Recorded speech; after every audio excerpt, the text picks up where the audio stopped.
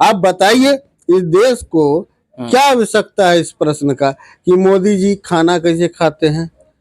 क्या इस देश बेरोजगार युवा को जरूरत है? आखिर देश को चलाने के लिए मोदी जी की शक्ति कैसे आती, ये तो भी प्रश्न पूछना जरूरी है। देश चल कहाँ रहा है यार?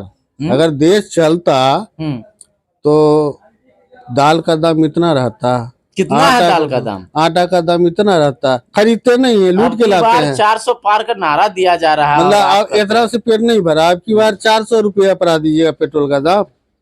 गैस का दाम क्या है अभी? तो नहीं खरीदते हैं, गोबर पर खाना बनाते हैं। गोबर भक्त आप लोग जो बने बैठे हैं, गोबर पर भी खाना नहीं बनाते। अरे गैस बात खरीदते हैं कि नहीं खरीदते? गैस खरीदा जाता है। कैसे बिकता है गैस? अभी तो मोदी जी सस्ता कर दिए। अरे कैसे 200-300-400 रुपये सिलेंडर है, 1000 रुपये। तो लाज नहीं लगता है बोलने में कि 1000 रुपया? हमारे सरकार में 400 महंगा पड़ा था मोदी जी को। सिलेंडर पर बैठ के कथक करते थे। आखिर क्यों जनता मोदी जी के साथ? आखिर जनता कहाँ उनके साथ है?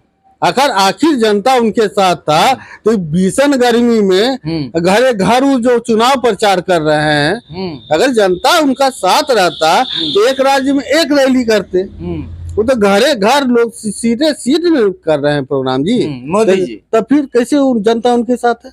मोदी जी का वैक्सीन लिए कि नहीं? हम एक कुछ ले वाला है, ये जानलेवा चीज है। तो ये जो इसको वोट देगा वो भी हार्ट अटैक के दायरे में आएगा।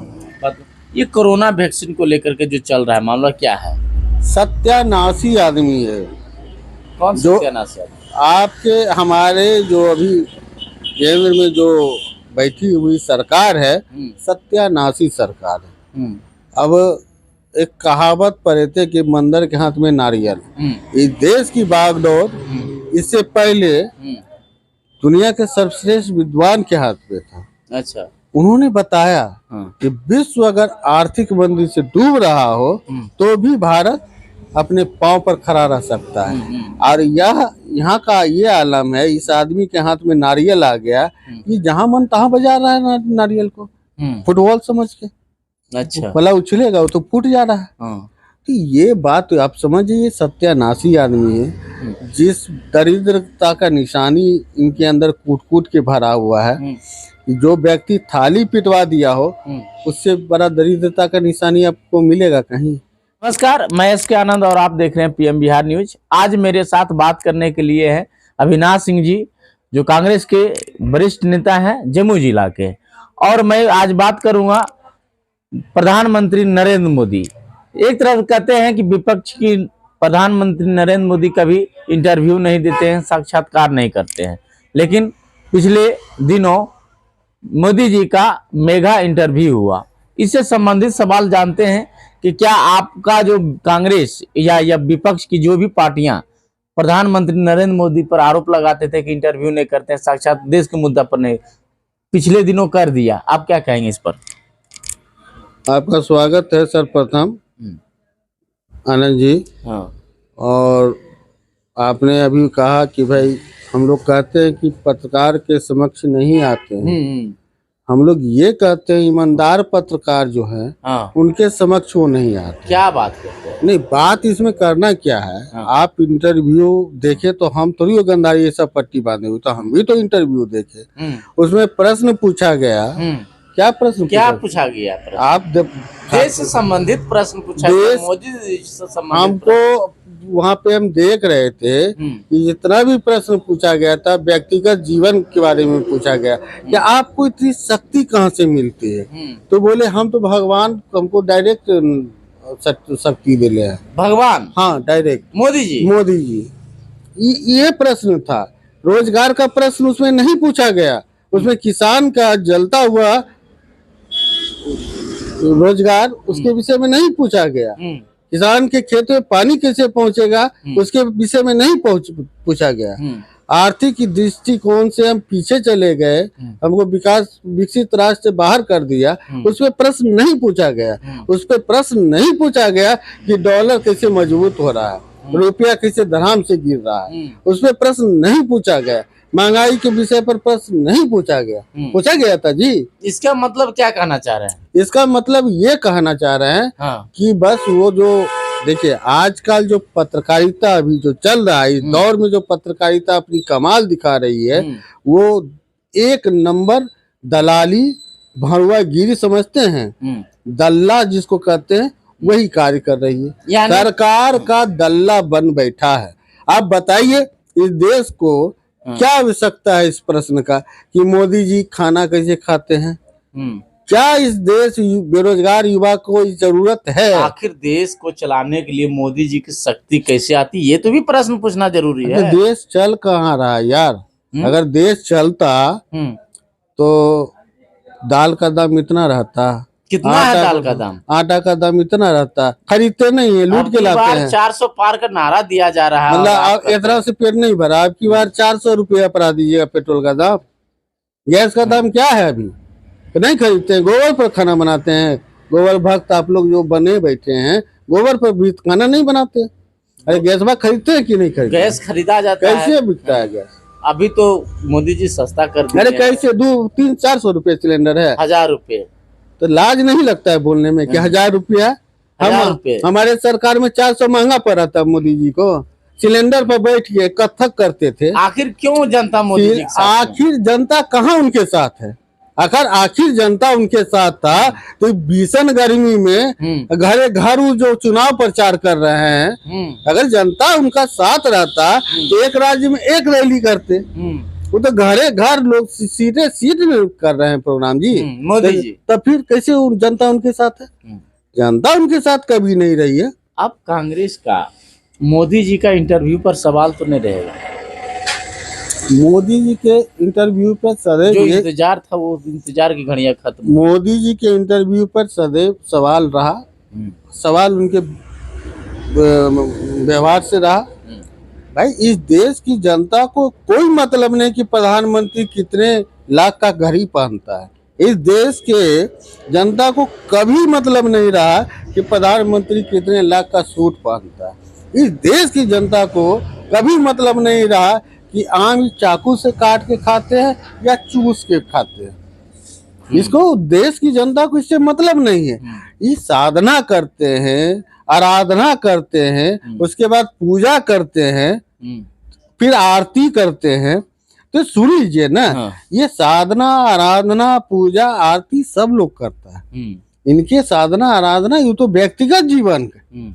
अब व्यक्तिगत जीवन का तो हिस्सा भारत की जनता नहीं बनाएगी उनको ना। भारत की जनता को जवाब चाहिए बेरोजगारों के विषय पर। भारत की जनता को जवाब चाहिए किसान की जमीन जो आज प्यासी मरीभूमि बनी बैठी है, उस पे जवाब चाहिए। भारत की जनता को वो नंगी महिला घुमाई गई थी मणिपुर में, उसका जवाब चाहिए। तो मोदी जी कहते हैं कि हमारे अंदर ईश्वरीय शक्ति है। तो ईश्वरीय शक्ति, अच्छा जिस व्यक्ति के अंदर ईश्वरीय शक्ति रहेगा वो अपनी पत्नी को सराएगा जी। वो तो दानवी शक्ति है उसके अंदर। उनके अंदर दानवी शक्ति है नहीं जी। अगर ईश्वरीय शक्ति रहता तो गरीब को इतना महंगाई के आग में झोंकते हो। अगर उनके अंदर ईश्वरीय शक्ति रहता तो महिला नंगी घुमाई जाती इस देश में। अगर उसके अंदर ईश्वरीय शक्ति रहता तो अपनी पत्नी को गुजरात में सरने के लिए छोड़ देते। अगर उनके अंदर ईश्वरीय शक्ति होता तो बेरोजगारी का ये आलम नहीं होता। क्या लगता है ये इंटरव्यू जो हुआ चुनाव पर प्रभाव पड़ेगा 24 का? ये इंटरव्यू जब ये रैली कर रहे हैं सब जगह दनादन, जो मतलब देखिए पुरुष तो धोती पहनता था या पैजामा पहनता है, कुर्ता पहनता है, ये आंचल फैला के जब वोट कब मांग रहे हैं, इनका मतलब है कि हर सीट पर चल जाना, एक स्टेट में 5-10 रैली कर देना। इसका मतलब है कि जनमत इनके साथ नहीं। अगर जनमत इनके साथ रहता तो कभी सुने हैं इतना प्रधानमंत्री हुआ, इतना रैली कोई किया है?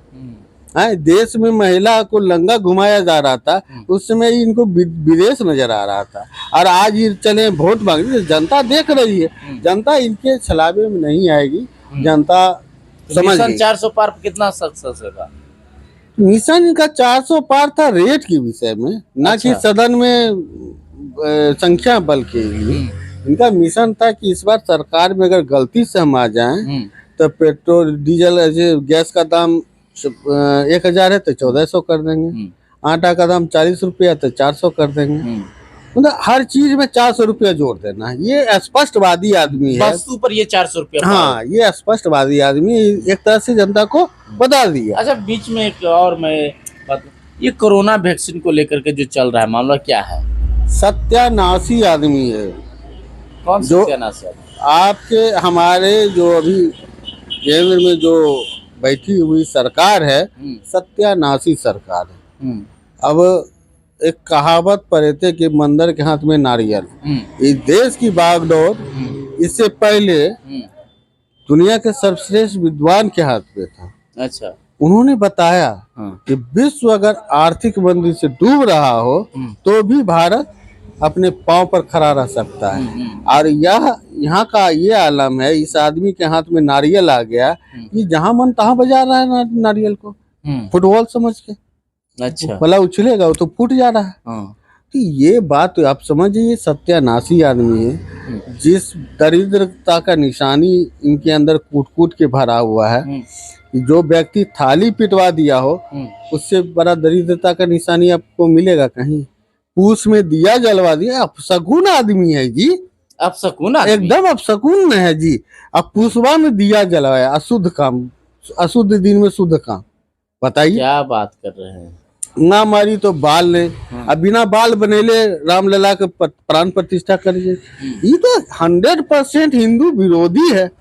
हिंदू विरोधी, हिंदू विरोधी तो है ये न है। आप भी संतुष्ट है इस बात से? तमाम लोग। वो अलग बात है कि आपको कमीशन मिल जाता है तो आप चुप हो जाए। क्या कमीशन नहीं मिलता है? अरे कमीशन नहीं मिला। हमारा पत्रकारिता आपका पत्रकारिता विभाग रहा था, लेकिन न्यूज 18 का प्रश्न पूछे आपको यहाँ से ऊर्जा का, अरे ऊर्जा आता तो पेट्रोल, कितना बेहूदगी वाला प्रश्न है। अगर हमारे प्रधानमंत्री को ऊर्जा मिलता तो पेट्रोल 70 से 100 बिकता। अगर हमारे 110 हमारे प्रधानमंत्री को ऊर्जा मिलता तो 900 रुपया में 1000 रुपया में गैस मिलता। इसको ऊर्जा तो इसका ऊर्जा छीन हो गया। इसका ऊर्जा तो 5 लोग 10 लोग खींच लिया। इनका ऊर्जा 5 से 10 लोग खींच लिया है। अंडानी, अबानी और क्या नाम है, मेहुल चोकसी, विजय माल्या, जो फुपेरा चचेरा भैया इनका सब है, सब मिल के खींच ने लिया है जी। सरकार में आने के लिए कॉर्पोरेट के हाथ में ये बिक गए थे 2014 में ही। और जब ये बिक गए तो बिकने के बाद देश को बेचने लगे। भाई जो पैसा लगाएगा प्रॉफिट खोजेगा कि नहीं खोजेगा? क्योंकि अच्छा एक बात बताइए, इससे पहले सरकार वैक्सीन नहीं लगाई थी क्या? लगाई थी ना जी। कभी नूरानी चेहरा देखे थे किसी पेट्रोल पंप पर किसी प्रधानमंत्री का? नहीं। इनका देखिए तो हर जगह हॉस्पिटल में यही, रेलवे में। सुनने लीजिए आप लोग, आप लिए कि नहीं? मोदी जी का वैक्सीन लिए कि नहीं? हम एक कुछ ले वाला है, ये जानलेवा चीज है। तो ये जो इसको वोट देगा वो भी हार्ट अटैक के दायरे में आएगा। जो इस पार्टी को वोट देगा उसको भी दौरा होगा, दिल का दौरा पड़ेगा।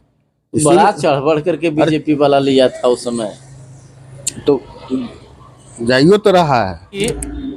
अभी आप सुन रहे थे कांग्रेस नेता अविनाश सिंह जी का, और इन्होंने जिस प्रकार से कल का जो मेगा इंटरव्यू मोदी जी का पिछले दिनों हुआ उस पर तमाम सवाल दागे। उनका स्पष्ट रूप से कहीं ना कहीं न्यूज 18 के चैनल के पत्रकार के ऊपर भी इन्होंने आरोप लगाया कि जिस प्रकार से सवाल होनी चाहिए, देश की मुद्दा होना चाहिए, और मुद्दा ना पूछ करके मोदी जी के शक्तियों के बारे में पूछते हैं। ये तमाम बातें, और अभी कई मुद्दों को लेकर के इन्होंने सीधा प्रहार केंद्र की सरकार पर किया। ये तमाम चीज़ें आप अभी सुन रहे थे। तो ऐसे ही खबरों को देखने के लिए बने रहे हमारे साथ। धन्यवाद।